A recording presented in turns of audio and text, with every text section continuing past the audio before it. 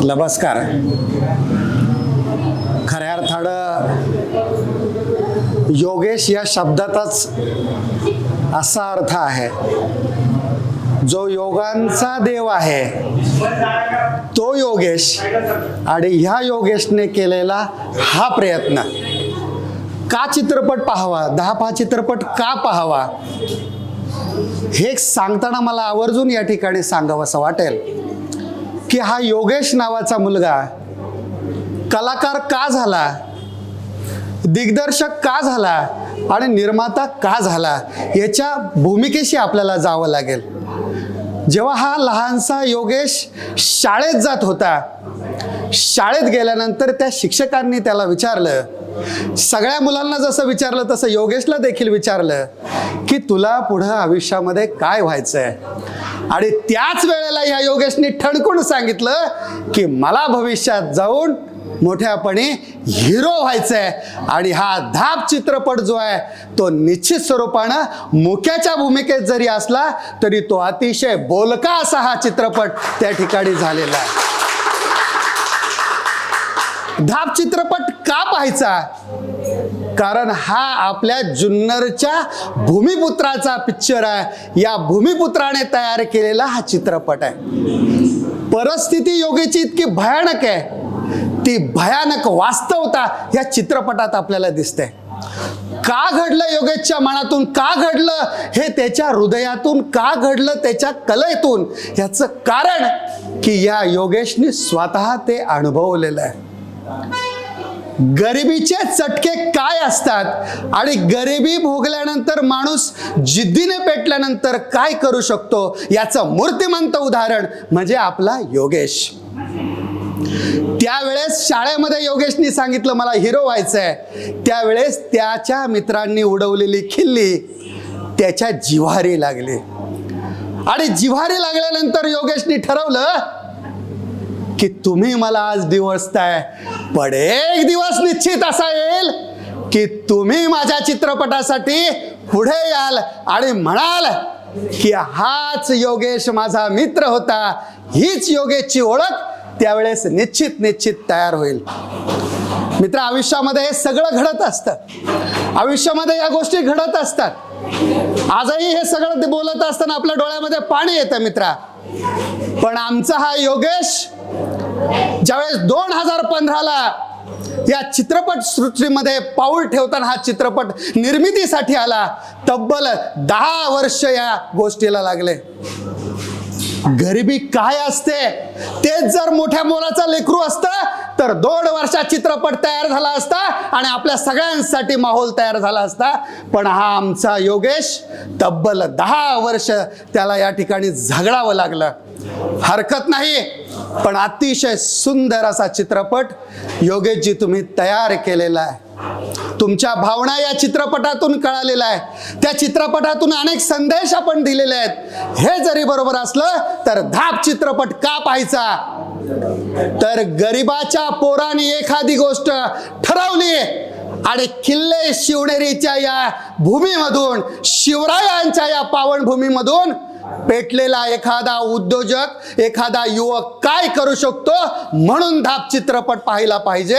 आणि या तरुणाने काय केलंय, वास्तवता किती या चित्रपटात मांडलेली आहे, हे आपणाला पाहण्यासाठी हा धाप चित्रपट पाहायला पाहिजे.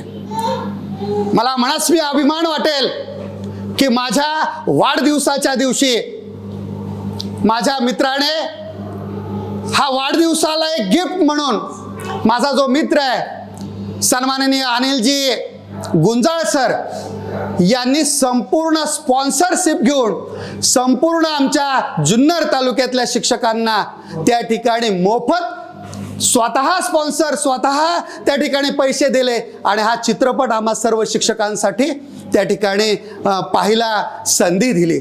त्याचं देखील या निमित्तानं मी कौतुक करणार आहे की ज्यावेळेस योगेशला पुढं आणायचं आहे त्यावेळेस आपण समाजातले सगळे घटक पुढे आले पाहिजे आणि आपल्या ह्या तरुणाला, आपल्या ह्या उद्योजकाला, आपल्या ह्या नवीन कलाकाराला पुढे आपण आणलं पाहिजे. मित्रांनो, हा चित्रपट का पाहायचा? तरुणांनी हा चित्रपट का पाहायचा? तर तरुणांनी ह्या चित्रपटातून एक शिकलं पाहिजे की कोणालाही पुढे जायचं असेल तर गरिबी मॅटर करत नाही, फक्त फक्त त्याची इच्छाशक्ती असली पाहिजे. आणि ही मित्रा इच्छाशक्ती तुमची आहे. अतिशय सुंदर असा हा चित्रपट आहे. या चित्रपटातून अनेक संदेश आपण दिलेले आहेत. पण प्रामाणिकपणे सांगेल की माझ्या या शिवभूमीतला हा माझा अतिशय भूमिपुत्र एक चांगला प्रामाणिक प्रयत्न करतोय. भविष्य काळामध्ये देखील आम्ही संपूर्ण शिक्षक त्या ठिकाणी प्रयत्न करूयात. आमच्या शाळेला प्रत्येक मुलाला हा चित्रपट कसा दाखवता येईल या दृष्टिकोनातून प्रयत्न करूया. आणि मी संपूर्ण या माझ्या सर्व समाजाला सांगू इच्छितो की या मुलाला आपण थोडीशी उभारी देऊया. आज धाप लागून हा मुलगा उभा राहिलेला आहे. त्याच्या एका चित्रपटाला 10 वर्ष झालेले आहेत. आपण पाठबळ देऊया आणि अनेक चित्रपट या भविष्य काळामध्ये योगेशच्या माध्यमातून या ठिकाणी तयार होतील.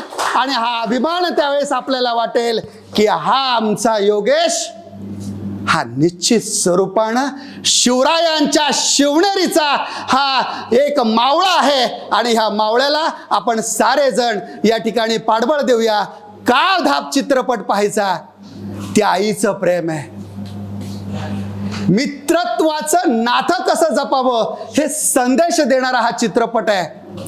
त्याचबरोबर सगळं करत असताना, माझी परिस्थिती नसताना सुद्धा दुसऱ्याला खाऊ पिऊ घालणारा हा देणारा संदेश आहे. आणि शेवटी सगळं होत असताना आपल्या हातून एखादी घटना घडली, एखाद्याला उभं करावं आणि उभं करता त्याने पूर्ण जगाला उभं करावं, हा मूळ संदेश या चित्रपटातून पाहायला मिळाला.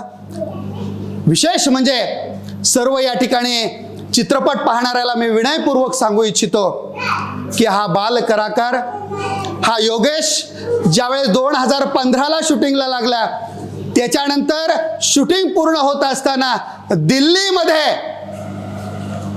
अतिशय मानाचं दादासाहेब फाळके पुरस्कार 2017ला त्या ठिकाणी या चित्रपटाला मिळालेला आहे.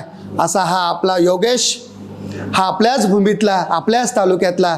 आपण धाप चित्रपट पाहून पुन्हा एकदा त्याला उभारी देऊया. निश्चित स्वरूपानं आर्थिक, सामाजिक आणि छानपैकी बळ देऊया.